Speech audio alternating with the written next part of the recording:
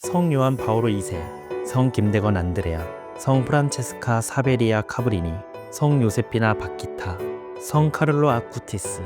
이들의 세 가지 공통점은 무엇일까요? 2027 서울 세계청년대회 공식 수호성인들의 이야기, 지금 시작합니다. 2027 서울 세계청년대회 공식 수호성인 5분이 발표됐습니다. 이는 전 세계 청년들에게 살아있는 신앙의 모델을 제시하고 대회의 풍성한 열매를 위한 전구를 청하기 위해서입니다. 그분들의 발자취를 함께 따라가 볼까요?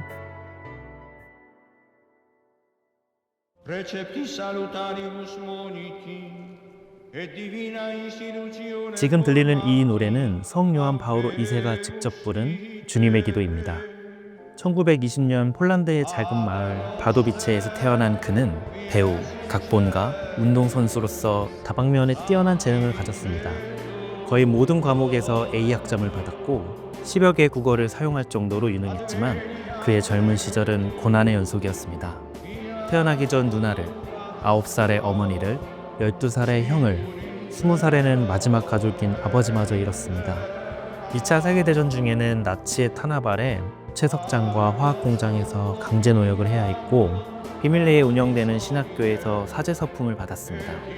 이후 주교, 추기경을 거쳐 제264대 교황이 된 그는 고국 폴란드와 동유럽 민주화의 정신적 토대를 마련했습니다. 교회의 전통적 교례를 지키면서도 문화적 다양성과 인간 존엄성을 강조했고 다른 종교와의 대화에도 앞장섰습니다. 총격을 당하고 폭탄 테러 위협을 받으면서도 전 세계 129개국을 방문하며 복음과 평화의 메시지를 전했습니다. 그는 한국과도 깊은 인연을 맺었습니다. 1984년 방한 때 당시 독재 정권의 강한 반대에도 광주를 찾아 5.18 민주화 운동의 상처를 위로했습니다. 그리고 서울 여의도 광장에서 한국인 최초의 사제 성 김대건 안드레아를 포함한 한국 103위 순교 복자 시성식을 거행했습니다.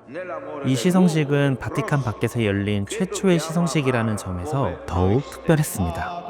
1989년 제44차 세계 성체대회 참석차 다시 한국을 방문해 분단된 남북의 화해와 평화를 위해 기도했습니다.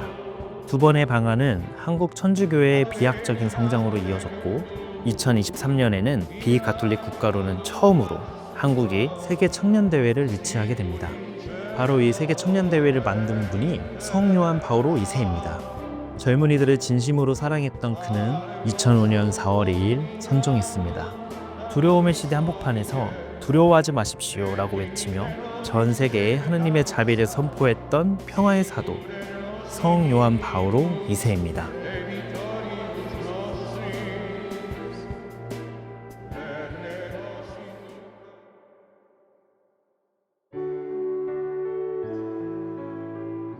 (2023년 9월) 바티칸 성 베드로 대성당에 동양인으로는 최초로 성 김대건 안드레아의 성상이 세워졌습니다.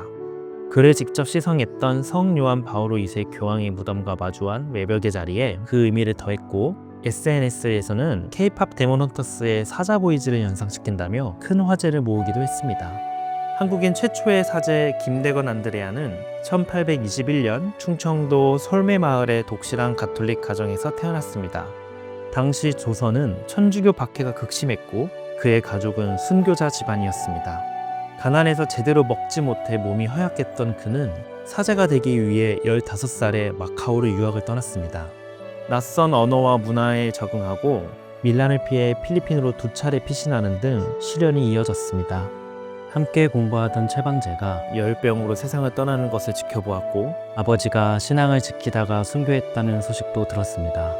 그러나 이 모든 시련은 그의 소명을 더욱 단단하게 만들었습니다. 1845년 중국 상하이에서 사제 서품을 받은 그는 한양으로 들어와 신자들을 돌보고 외국 선교사들의 입국로를 개척하기 위해 조선 전도 지도를 제작했습니다. 오늘날 서울이라는 로마자 표기도 이 지도에서 처음 등장했습니다. 그러나 지도를 파리 외방 전교의 선교사들에게 전달하려다 신분이 발각되어 체포되고 맙니다. 조정은 그의 학식과 외국어 실력을 높이 평가하며 배교를 권했지만 그는 모진 고문과 달콤한 회유 앞에서도 신앙을 지켰습니다. 결국 1846년 9월 16일 25살의 나이로 서울 새남터에서 순교했습니다. 길이 없던 땅에 복음의 길을 열고 그 길 위에서 목숨으로 신앙을 증명한 하느님의 사제, 성 김대건 안드레아입니다.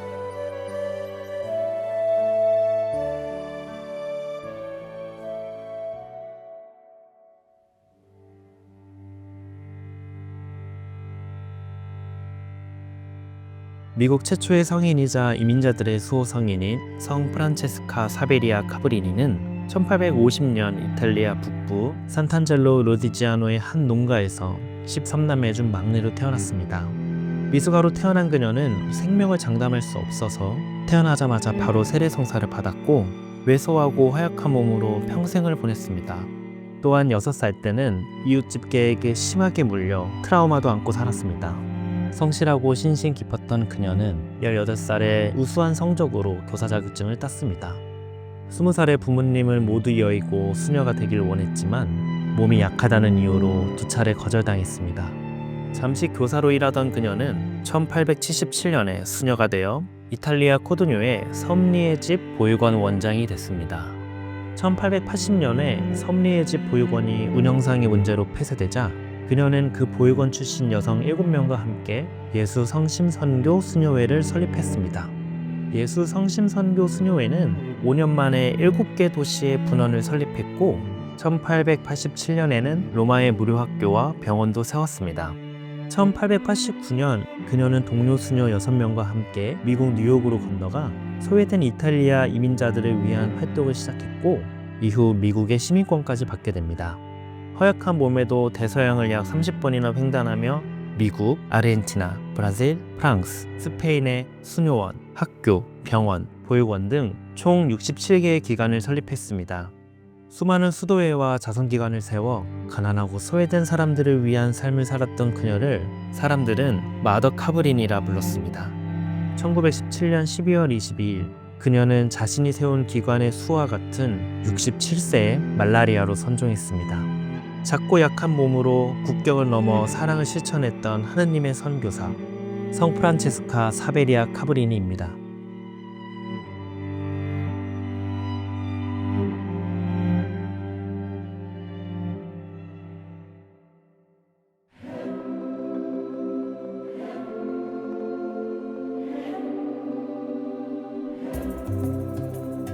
아프리카의 꽃으로 불리는 성 요세피나 바키타는 1869년 아프리카 수단의 부유한 가정에서 태어났습니다. 그녀는 근심 걱정 없는 어린 시절을 보냈지만 7살 무렵 아랍 노예상인에게 납치되어 20살이 될 때까지 5번이나 팔려다니며 온갖 폭행과 학대를 당했습니다. 납치의 충격으로 부모님이 지어준 자신의 이름조차 잊어버렸고 노예상들은 그녀에게 바키타라는 이름을 붙여줬습니다. 바키타는 아랍어로 운이 좋은 이라는 뜻입니다. 그녀의 주인들은 소유의 표시로 칼로 살을 파고 소금을 뿌려 표식을 새겼고 그녀의 몸에는 144개의 흉터가 남았습니다. 20살의 이탈리아에서 노예 신분에서 벗어난 그녀는 세례성사를 받고 카노사 애덕의 딸 수녀회에 입회했습니다.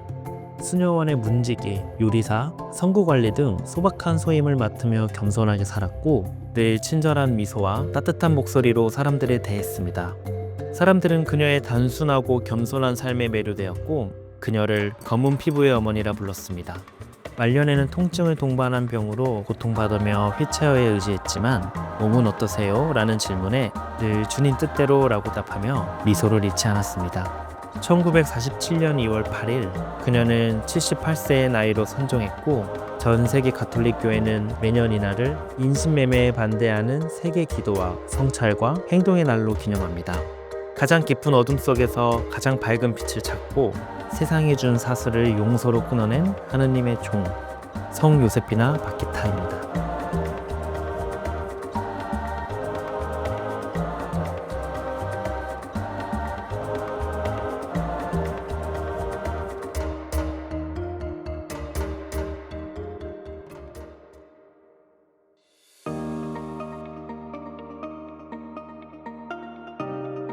인터넷의 수호성인으로 불리는 성 카를로 아쿠티스는 20세기 밀레니얼 세대 최초의 성인입니다.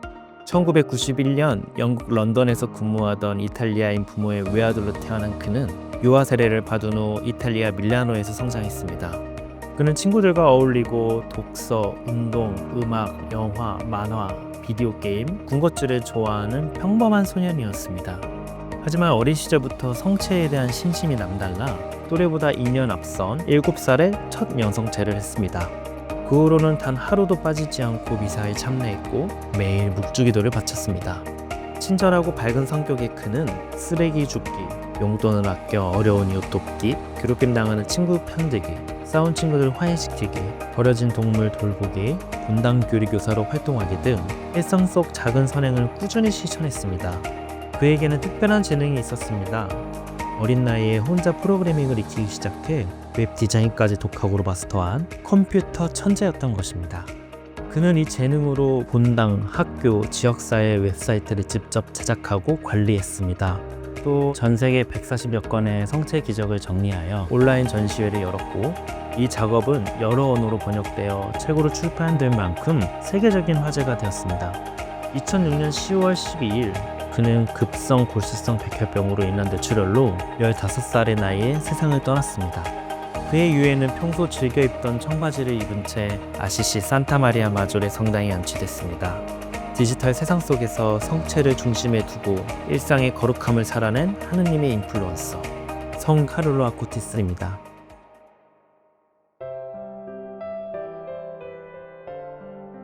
지금까지 2027 서울 세계청년대회 공식 수호성인들을 살펴봤습니다.